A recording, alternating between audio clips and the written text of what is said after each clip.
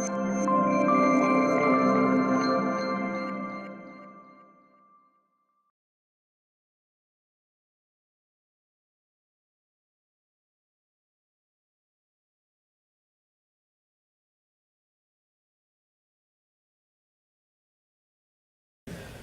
hello, I'm Franco Spina, and I'm the Senior Game Designer from deltaDNA. Not already guessed it, by doing this, I'm going to talk about the 3 reasons why games fail and how you can avoid them. So, first of all, why would I know anything? I've been doing free-to-play game design consultancy with deltaDNA for over 5 years now. We've got a dedicated design team up in Edinburgh. And we've worked on well over 100 games now across kind of all genres and platforms. You can kind of see on the right here that we work with a wide range of different types of clients within the industry, from mobile guys to your kind of core console and PC-based guys, and social casino and real money gambling. So a wide spectrum of different clients, both platform and design consultancy. In terms of design, we've developed this benchmarking reporting system that we score games objectively and compare them to their peers, and we kind of put together sort of detailed reports and bespoke reports, kind of actionable insights and recommendations. So we kind of deliver all this through evidence-based research thanks to our analytics platform and extensive playtesting. So we kind of have a good feeling of what works and what doesn't work in the industry based on kind of our learnings over the years and whatnot. So first off, kind of a reality check. Around 70% of the games on the App Store are not profitable. Your games really need to be hitting positive KPIs to justify paid acquisition. And even less games are going to be able to cover the cost of development, essentially. So let's take a look at why games fail. So we're going to break it into 3 key areas in this presentation: engagement, retention, and monetization.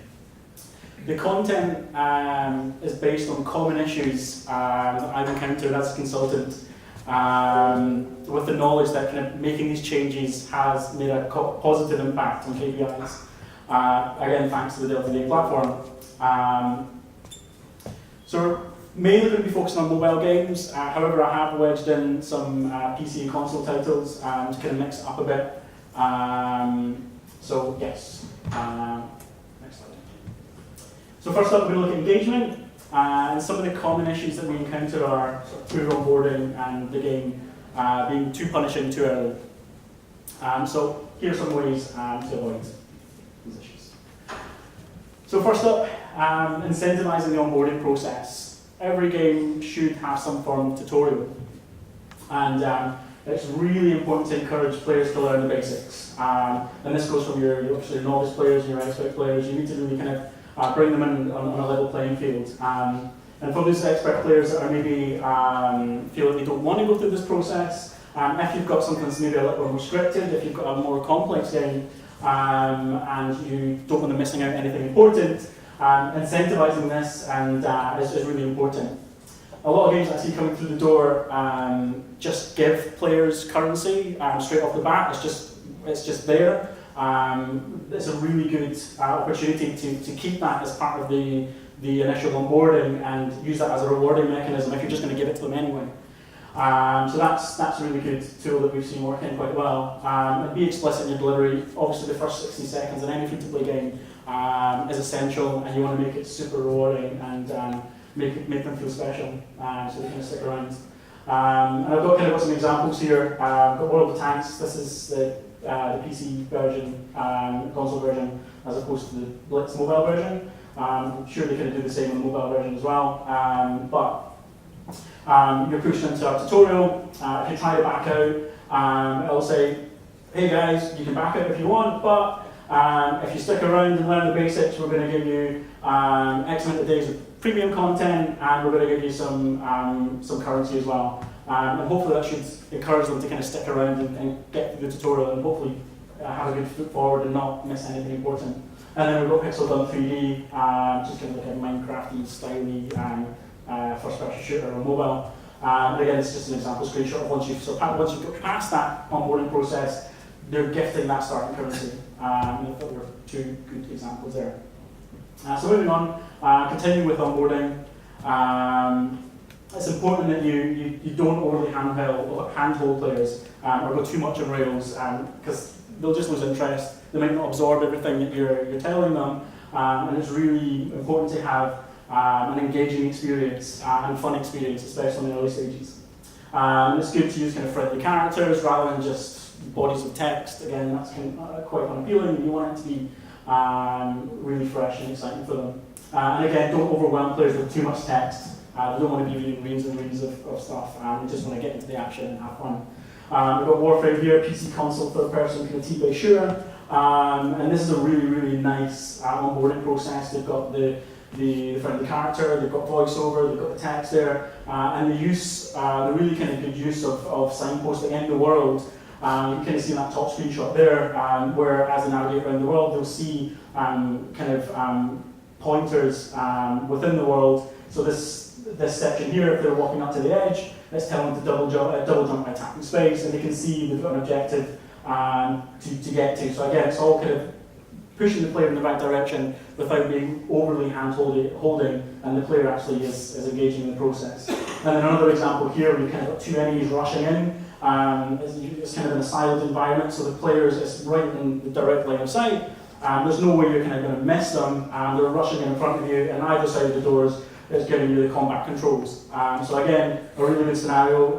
Let's get players right into the action, and it's really engaging, and you're going to make the player feel like they've done something good. Moving on, so another kind of roadblock to success revolves around difficulty settings. Don't make the game too difficult. It's a fact that easier games have far better retention rates. So it's better off to kind of ramp up the difficulty over time and try and make the game accessible to all in the early stages. Even if you've kind of got a kind of complex game or you're trying to appeal to a core audience, obviously if you're working in the free-to-play side of things, you kind of want to try and make the game as accessible as possible and smooth that process out. And again, that kind of leads on to kind of easing players into the core mechanics and new game modes. Don't overwhelm them too much, and have a kind of conscious effort not to surface, to prevent surfacing sort of really cool content deep into the game. Because essentially you want to have, you don't want a large portion of your players abandoning the game in the early stages whereby something really cool could have kept them playing. So having some sort of idea of something aspirational that could be coming up in the future, be that making them a really strong character at the start, or giving them a glimpse of the future early on, so they know there's something cool on the horizon. So next we've got retention. And some common issues we encounter here is not having long-term goals, lack of elder game content, and live ops. So I'm just going to grab a drink here. So long-term goals. It's important to communicate sort of overarching goals early to put progression into context. There's a lot of games out there, especially kind of casual games, that just kind of drop players into the environment and don't really give them a kind of higher meaning or something overarching to be working towards. And kind of setting that scene early on and giving the player a reason to kind of stick around and something to progress towards is really important.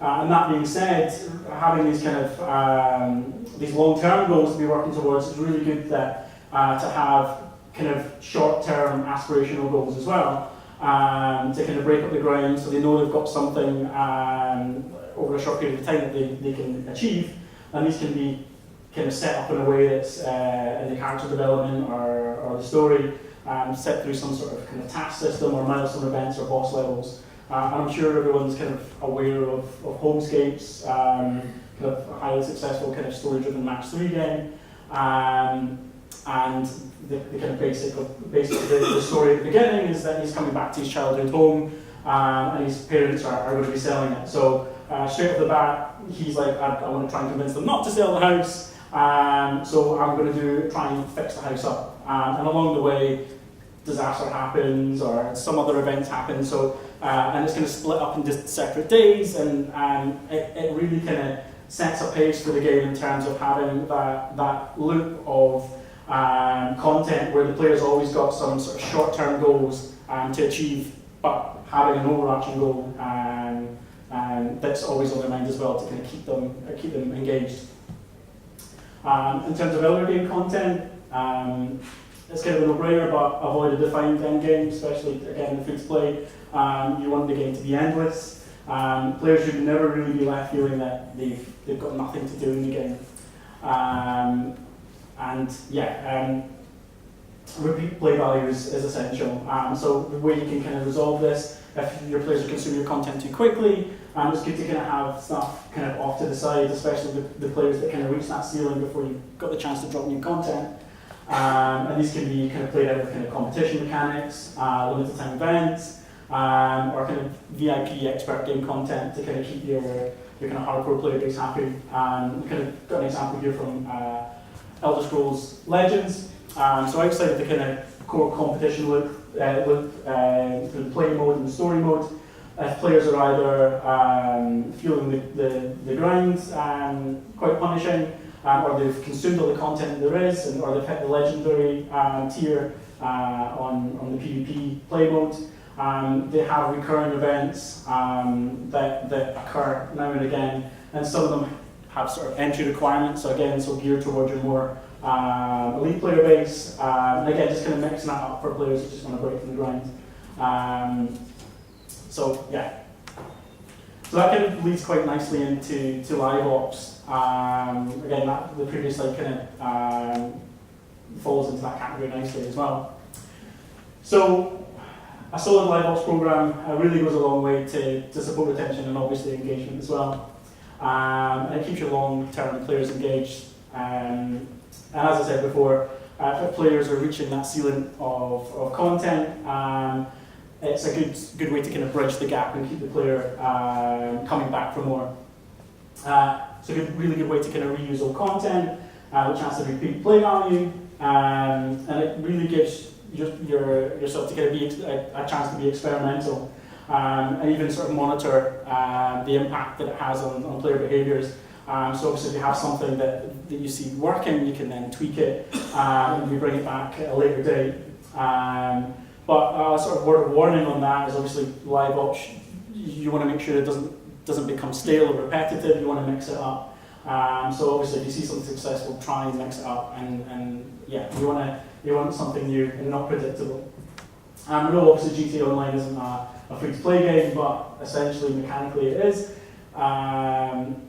This kind of social media screenshot here on the top right kind of encapsulates how a really kind of good kind of live ops scenario whereby they're encouraging players to come back to the game to play some existing content through giving them double rewards and experience points for a period of a week, and then they've got a series of purchasable content that relates to these particular missions. And then obviously when they come back into the game, or they come to the game even without seeing that post, it's all kind of surfaced quite neatly and signposted within the game, either in-game or in lobbies, or browsing through the various screens. And again, this game's been obviously around for a long time, and it's still highly popular, and it's re-engaging old players through really good campaigns like this. And then finally we've got monetization. And the common issues that we kind of hear is not having an obvious first purchase option. The first purchase is potentially underwhelming, or there's no repeat spend plan. So, the importance of first purchase. Now I see this quite a lot, and it's something that sticks with me quite often, and I see a lot of games come through the door that do this, but it's not wise to really kind of push for monetization before the player has had a chance to kind of really understand the economy, or even sort of being through the process of spending currency, or really kind of understand the game. I've seen games and sort of pop up offers for various amounts and various amounts of different content before you've even really done anything. It does seem sort of a wasted effort. So timing is key. Once, again, you can kind of build this into a onboarding process when you feel that, again, I'm not necessarily saying don't push for monetization in the first session, but timing is key. My starter bundles, they're a really powerful tool to encourage that all-important first purchase. It must be really good value, a real kind of no-brainer, and again, as I say, introduced at the right time. And if the player decides not to engage with that offer that you're pushing them, making sure that you kind of surface that in the UI, or if they visit the store as well. I've seen a lot of games that push an offer and they might just have an icon on the UI or on the menu screen, but if the player does visit the store through various links, these bundle offers aren't there. So you want to make sure you try and capture, you encourage that, you want to try and surface that as in many areas as you can without obviously being too intrusive. And then use data to focus offers on specific player behaviour. So if you find that players aren't engaging with standard offers that you're pushing out at certain key milestones in the game, if you can tell that the player favours a particular way of playing, so if it's a first-person shooter, for example, they favour being a medic or a sniper, you can then start to adjust the bundle offers or the content that you're pushing to these players that could appeal to them. And obviously, if you see them engaging in that, then you can obviously tailor that in the future and just kind of adapting offers in a smart way rather than just kind of treating all players the same. So here we're going to look at a few examples of how to promote repeat purchase through the use of bundles. So time-limited bundles that are tied to progression are a really good repeat spend opportunity. And players soon recognise the trend, and it can become a habitual nature when they start progression through the game and to start engaging with these offers if they see the clear value in it. And to explain this a bit deeper, again, the immensely popular Golf Clash and Clash Royale do this really well. Obviously, there's the main aspect of the game, the core loop is through a PvP element, and it's tier-based. And as the player kind of reach the ceiling of a tier and surpass into the next tier, they'll get presented with a special offer that is there to facilitate a boost into that next level and give them a good push in the right direction and instead to kind of make it to that next level. And again, these, as they kind of move up the tiers, the length between ranking up becomes longer. And these limited time offers, if you engage with these, again, they're very, very nominal in the beginning. And again, kind of a no-brainer when you compare it to the cost in the actual store. And yeah, you start to sort of realise that when you level up, when you move into that next tier, that you really you don't want to miss that opportunity once it's gone. Because if you do miss it and you have engaged with it before, you'll know the benefits of engaging with it. So yes, moving on to currency and item store. It's really important to show real-world savings. It's really common to see storefronts that don't surface the real-world monetary savings in app purchases. Yes, it's great, kind of an example on the bottom left here from Dragon Mania Legends, to show them the kind of percentage discount, but not all players will do maths, and having a backup in terms of showing them the real monetary value. It's really clear to them that there's savings to be made. It's really trivial, but it works, and it's good at kind of highlighting that if they go for the larger bundles, they're going to make more significant savings. And moving on from that, giving players enough information to make an informed choice is important as well. Especially if they've got a complex game and you've got a lot of items on offer, having some sort of option to give you more information on that item, so players can make an informed choice. because obviously there is a possibility that players could get off on the wrong foot because they've maybe made that initial spend and they've got something that they either weren't expecting or it wasn't of value to them. So you want to make sure the player has made an informed choice for that first payment, and giving them as much information before they make that transaction is really important, that players know what they're paying for. I know this is a funny one to say, but always make sure the player saves money on the higher tier currency packs or whatever you're offering in the store. I can't count how many times I've had a game through the door that when I've worked at the conversion savings, that there's at least one or two bundles that are offered that the player's actually worse off. If the player actually works that out, then they're just gonna buy me. So it's a pretty nasty thing to do. But again, I've seen that quite a few times, which was surprising. I don't know if it might have just been a mistake on their half, but yeah, you should never do that intentionally. Make the browsing experience super smooth. We've got kind of Disney Kingdoms here on the bottom right there. That does a really good job at separating content out, especially if you've kind of got a lot on offer.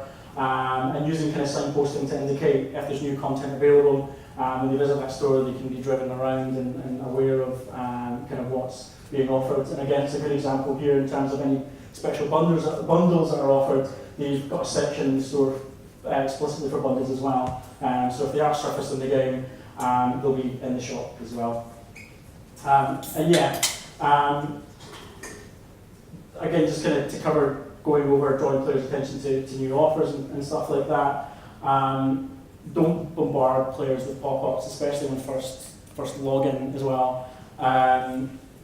If you're constantly surfacing offers in an intrusive way, players can really sort of quickly become a habit of them just to close them straight off the bat, and they become less effective all the time. So yeah, try and be you just wedge them in, obviously quite quickly, but obviously not at first login, and drop them in meaningful points in the gameplay. So in conclusion, the main takeaways are, so engagement, what we covered were having sort of an engaging onboarding process. Again, like, don't overly handhold them, and incentivize the process. Don't bombard the players with too much information, and unveil the complexity of the game over time. And yeah, give players a glimpse of the future, so they know there's fun content ahead. Obviously, depends on the complexity of the game. You might not want to obviously surface stuff too early, but giving them a glimpse of that is a good thing to do. In terms of retention, communicate your long and short-term goals, and again, that was kind of going back to story content, surfacing an overarching goal that the players are consistently working towards, but having small milestone events in that process that they always have in sight as they're playing through the game. And again, ensure that there's enough content that's going to let players play forever. And obviously, live ops helps with that. And in terms of monetization, no-brainer first purchase options, really good value bundle offers, explicit savings, don't push offers too early, having a really kind of clean and smooth browsing experience for the player, and make sure that they can find what they need quickly, having kind of good filter options and stuff like that. And then good clear signposting to promote new content and sales. So it has been a bit of a whirlwind, but I've been trying to keep to 20 minutes, so hopefully I've not rambled too much. But yeah, thanks so much for listening to me, and Space Games for hosting us tonight. And I look forward to the next set of speakers and kind of mingling with you all later. But thank you.